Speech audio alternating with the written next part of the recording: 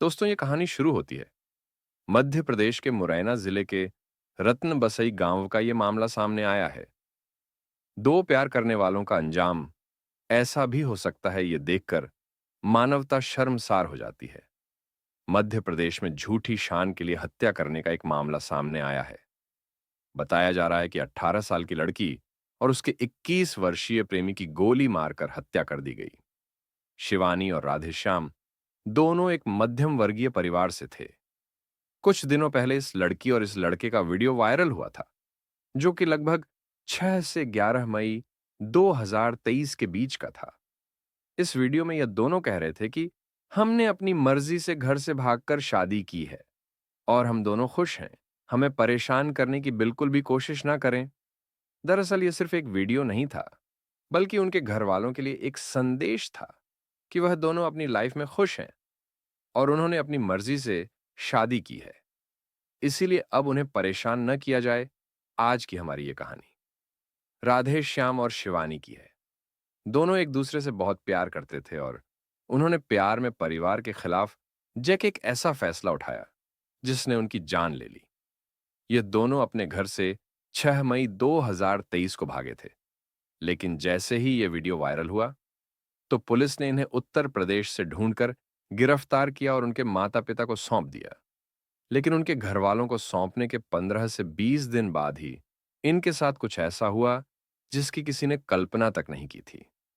3 जून 2023 को राधेश्याम का चाचा मक्खन सिंह तोमर उसी थाने में पहुंचता है जहां राधेश्याम और शिवानी को सौंपा गया था। वह पुलिस को बताता है कि उसका भतीजा राधेश्याम कई घंटों से लापता है, लेकिन पुलिस इस केस को गंभीरता से नहीं लेती और उसे फटकार कर वापस भेज देती है। न तो गुमशुदगी की रिपोर्ट लिखती है और न ही कोई कार्रवाई करती है। जब थाने ने मदद नहीं की तो राधेश्याम के चाचा ने अपने दम पर और कुछ साथियों के साथ राधेश्याम की तलाश शुरू की, लेकिन कोई सुराग नहीं मिला। उन्होंने अपना पूरा गांव, सभी रिश्तेदारों और सभी दोस्तों से पूछताछ, लेकिन उन्हें राधेश्याम के बारे में कोई भी जानकारी नहीं मिली और ऐसे ही 2 दिनों का समय गुजर गया।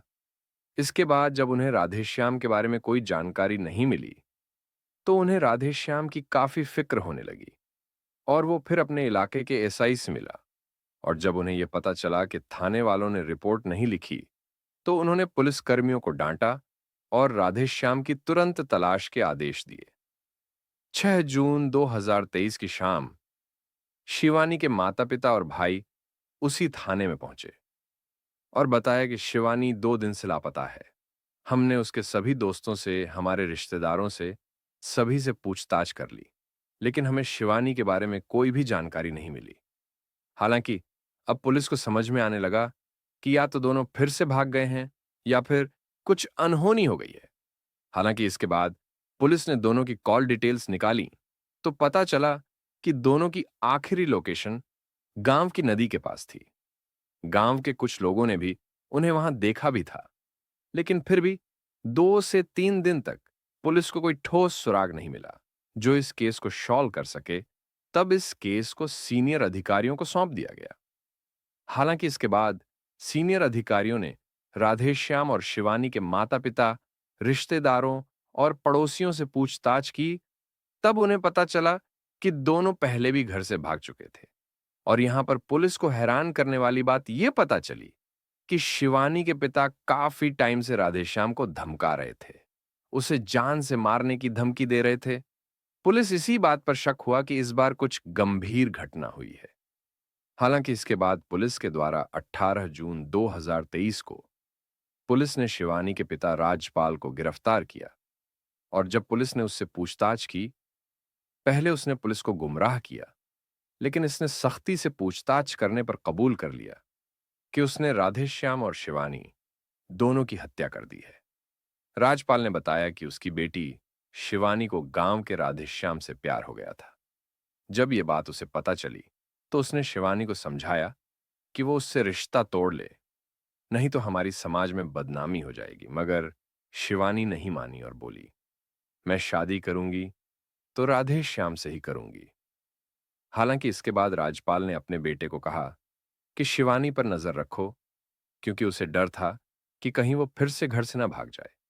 लेकिन 3 जून को बेटे ने फोन करके बताया कि शिवानी फिर से राधेश्याम से बात कर रही है और घर से भागने की योजना बना रही है।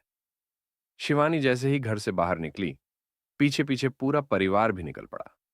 और जैसे ही वो नदी के किनारे राधेश्याम से मिली, तो पीछे आ रहे उसके परिवार वालों के द्वारा उसे पकड़ लिया गया और खेत में उन्होंने राधेश्याम और शिवानी को पकड़कर बांध लिया और खूब मारा और उन दोनों को रिलेशन खत्म करने के लिए कहा, तो उसने साफ साफ मना कर दिया।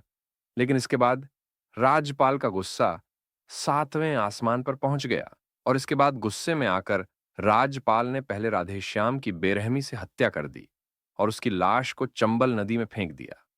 हालांकि उस समय शिवानी उस वक्त बेहोश थी और जब उसे होश आया तो वह बार बार पूछने लगी कि राधेश्याम कहाँ है।